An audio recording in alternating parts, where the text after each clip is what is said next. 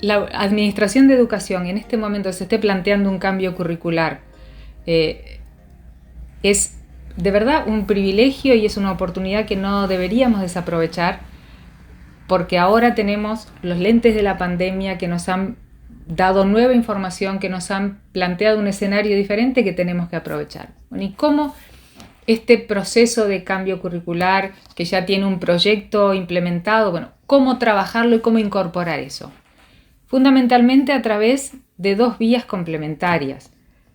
Por un lado, es necesario diseñar un currículo que, teniendo en cuenta la información que tenemos hoy, pueda ser adaptable tanto en su estructura como en su funcionamiento. Y por el otro lado, diseñar un currículo que forme a las personas, a las nuevas generaciones, desde y para la incertidumbre. ¿Qué quiere decir un currículo adaptable? Bueno, un currículo adaptable es un currículo que tenga una estructura que le permita enfrentar situaciones impredecibles, que ya esté diseñado para responder en diferentes escenarios, responder en on-off, en virtual, presencial, sin tener que hacer cortes en esos pasajes. Un currículo que tenga espacios definidos de qué es lo que no podemos dejar de lado en una situación educativa y qué cosas podemos optar. Por ejemplo, el vínculo es algo que no se puede dejar de lado. Sin embargo, la forma en que ese vínculo se establece puede ir variando dependiendo de las circunstancias.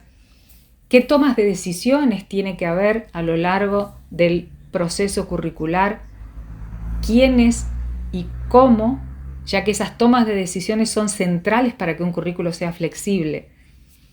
Por otro lado, ese currículo va a tener que ser adaptable, pudiendo responder a una serie de tensiones que aparecen en este momento. La primera tensión es la tensión del escenario. ¿Cuál es el escenario válido para la situación educativa? ¿Hay un único escenario o son varios? ¿Cómo trabajar esos diferentes escenarios? Por otro lado, la agencia de la educación. ¿Quién lleva adelante el hecho educativo? ¿Es el docente? ¿Es el estudiante? ¿Es un otro? Quizá la familia o algún otro actor. Por el otro lado, la otra tensión, gran tensión que tenemos que resolver y poder reflejar en el diseño curricular es la de la temporalidad. ¿Cuándo se produce el aprendizaje?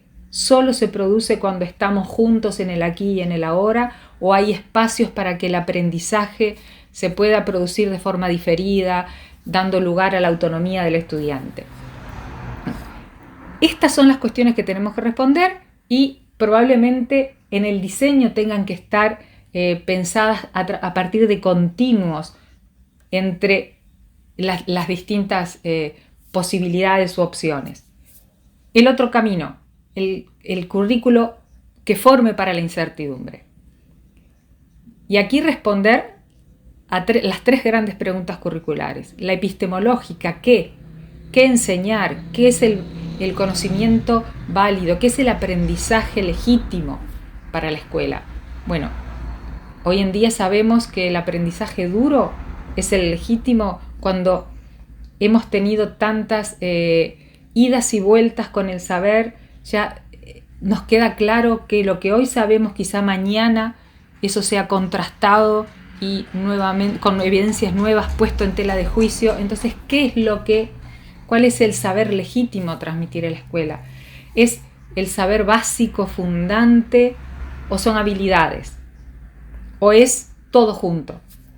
Luego la pregunta sobre el sentido del aprendizaje. El aprendizaje necesariamente tiene que tener sentido para el estudiante. Ahora, ¿cuál es el sentido para el estudiante en un mundo en cambio? Esas son grandes preguntas que tenemos que poder responder a través del currículo. Y la pregunta pedagógica. ¿De qué manera se logra accesible ese conocimiento? ¿Con qué estrategias se facilita que el estudiante vaya desarrollando esos aprendizajes. ¿Son todas las estrategias iguales? ¿Hay estrategias que funcionan mejor en un escenario o en otro, con un agente o con otro? Esas discusiones tienen que estar y eso tiene que estar plasmado, tiene que estar escrito, no dejado a después vemos qué pasa. Y completando un poquito el panorama, me gustaría decir que deberíamos pensar el currículo, este proyecto de cambio curricular, desde las dimensiones de Reimers, de Fernando Reimers.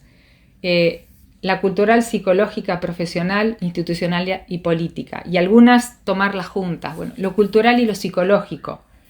Definir qué es lo central en un proceso educativo, cuáles son aquellos aprendizajes irrenunciables cuando sabemos que tenemos todos los saberes en tela de juicio.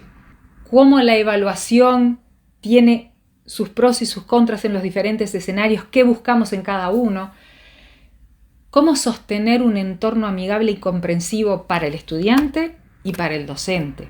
La parte profesional, bueno, cómo acompañar, cómo formar, cómo colaborar con que el docente entienda que no es agente, el único agente educativo, sino que hay otros y que pueda trabajar conjuntamente con otros desde un lugar profesional, que puedan ser desarrolladores de innovación, con capacidad de liderazgo y resilientes los propios docentes.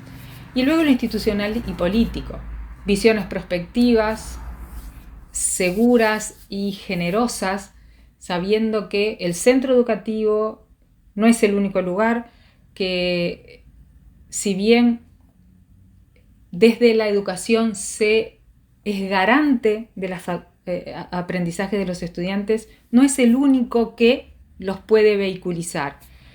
Creo que cruzar estas distintas ideas y que queden plasmadas en un currículo va a ser un gran aporte, un aporte no esperado de la pandemia quizá, y creo que estamos en un momento óptimo para poder aprovecharlo.